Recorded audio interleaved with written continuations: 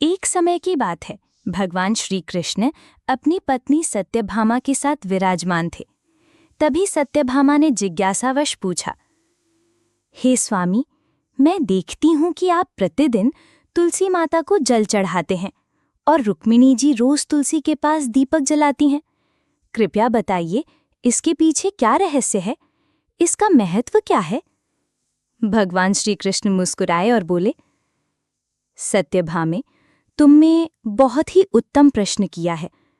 तुलसी कोई साधारण पौधा नहीं, वो तो लक्ष्मी जी का अवतार है। जैसे देवी लक्ष्मी मुझे प्रिय है, वैसे ही तुलसी भी मुझे अत्यंत प्रिय है। वनस्पतियों में तुलसी और महीनों में कार्तिक मास मेरे लिए विशेष महत्व रखते हैं। जो मनुष्य तुलसी को जल अर्पित करता है, उस पर मेरी कृपा निरंतर बनी रहती है। जो मुझे तुलसी पत्र अर्पित कर भोग लगाता है, मैं उसे प्रेम पूर्वक स्वीकार करता हूँ। तुलसी पत्र के बिना मैं कोई भी भोग स्वीकार नहीं करता। अब मैं तुम्हें तुलसी को जल अर्पित करने और उसके पास दीपक जलाने का महत्व सुनाता हूँ। ध्यानपूर्वक सुनो। इस कथा को जो भी स्त्री सुनती है, वो सदा सौभाग्यवती रहती है। उसके घर में दरिद्रता कभी प्रवेश नहीं करती और सुख समृद्धि बनी रहती है। ये सुनकर सत्यभामा बोली, प्रभु, मैं ये कथा ध्यान से सुनूंगी। कृपया आप मुझे विस्तार से सुनाइए। तब भगवान श्री कृष्ण ने सत्यभामा को एक अद्भुत कथा सुनानी प्रारंभ की। मध्य देश में श्याम शर्मा नाम का एक वैश्य रहता था। उसके पास धन, वैभव और सुख सुविधाओं की कोई कमी नहीं थी, किंतु उसके जीवन में एक कमी थी, उसकी संतान नहीं थी। संतानहीन होने के कारण वो भीतर ही भीतर दुखी रहता था।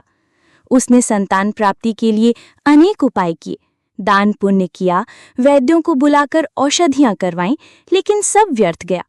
एक दिन वो महामुनि वशिष्ठ के आश्रम पहुंचा और अपनी व्यथा सुनाई। गुरुदेव, मैं संतानहीन होने के कारण बहुत दुखी हूँ। कृपया बताइए, मुझे संतान सुख क्यों नहीं मिल रहा? क्या मैंने किसी जन्म में कोई अपराध किया है?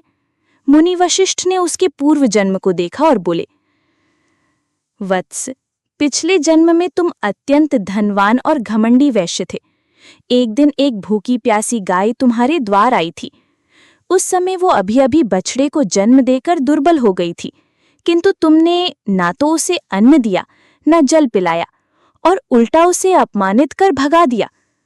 उस अभागी गाय ने व्याकुल होकर तुम्हें श्राप दिया कि तुम्हारे अगले जन्म में तुम्हें संतान सुख न मिलेगा।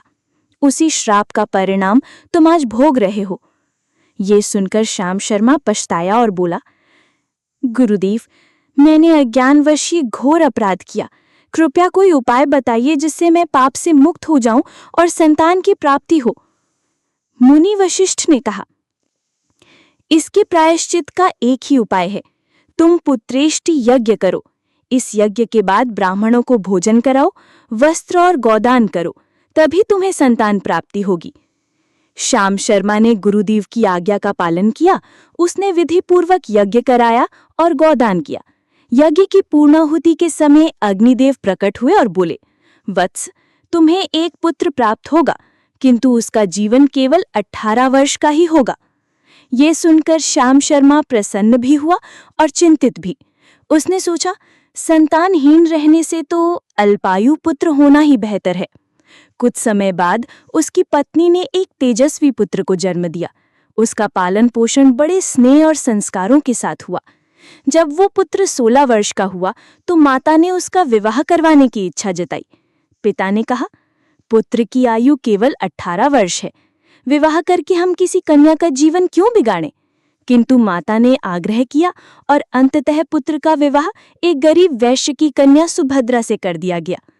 सुभद्रा अत्यंत पतिव्रता, सुशील और गुणवान स्त्री थी। वो सास ससुर और पति की बड़ी श्रद्धा से सेवा करती। जब पुत्र की आयु 18 के निकट आई तो श्याम शर्मा ने बहू को सारा सत्य बता दिया। ये सुनकर सुभद्रा बोली, पिताजी, आप चिंता ना करें। मैं प्रतिज्ञा करती हूँ कि मैं कभी विधवा नहीं होंगी। मेरे पति के प्राणों की रक्षा मैं करूंगी। बस आप मुझे एक जल से भरा घड़ा, एक दीपक और एक गाय दीजिए। निर्धारित दिन आया। सुबह सुभद्रा ने तुलसी को जल चढ़ाया और चुनरी अर्पित कर प्रार्थना की, हे तुलसी माता, मेरे सुहाग की रक्षा करना। जब यमदूत प्राण लेने आए तो तुलसी ने उनका मार्ग रोक दिया। वो भयभीत होकर लौट गए। शाम को सुभद्रा ने तुलसी के पास दीपक जलाया और विनती की, हे दीपक, अब तुम मेरे पति के रक्षक बनो। जब यमदूत पुनः आए तो दीपक ने उन्हें रोक दिया और चेतावनी दी, यदि आगे बढ़े तो मैं तुम्हें भस्म कर दूंगा। यमदूत फिर से हाली लौट गए। रात में सुभद्रा ने घर के द्वार पर जल से भरा घड़ा रखा और प्रार्थना की। जब यमदूत सुबह आए तो जल ने ही उनका मार्ग रोक दिया। अगले दिन सुभद्रा ने घर के सामने एक गाय बांध दी और उससे प्रार्थना की। जब यमदूत 8 की संख्या में आए तो गाय ने उन्हें डांटते हुए कहा, यदि आगे बढ़े तो गौ हत्या का पाप लगेगा, जिसका कोई प्रायश्चित नहीं। यमदूत भयभीत होकर लौट गए। अंततः यमराज स्वयं भैंस पर सवार होकर आए। सुभद्रा ने उनके चरण पकड़कर स्तुति की। यमराज उसकी भक्ति और पतिव्रता से प्रसन्न होकर अनजाने में कह बैठे, सदा सुहागन रहो। फिर जब वे पति के प्राण लेने बढ़े तो सुभद्रा बोली, धर्मराज, आपने मुझे सदा सुहागन रहने का आशीर्वाद दिया और अब मेरे पति के प्राण लेने जा रहे हैं, ये कैसे संभव है? यमराज मुस्कुराए और बोले, हे पुत्री, आज तुमने अपने पतिव्रत धर्म से स्वयं मृत्यु को पराजित कर दिया है। तुम्हारे पति अब दीर्घायु होंगे। तुम्हारी इच्छा के अनुसार उन्हें 100 वर्ष की आयु प्राप्त होगी। और तत्पश्चात यमराज ने वरदान दिया, आज से जो स्त्री घर पर तुलसी का पौधा लगाएगी, तुलसी को जल देगी, उसके पास दीपक जलाएगी, घर के सामने गाय रखेगी और जल का कलश रखेगी, उसके घर में मेरे दूत कभी प्रवेश नहीं करेंगे। उसके घर में ना अकाल मृत्यु होगी, ना दरिद्रता का वास। भगवान श्री कृष्ण का उपदेश।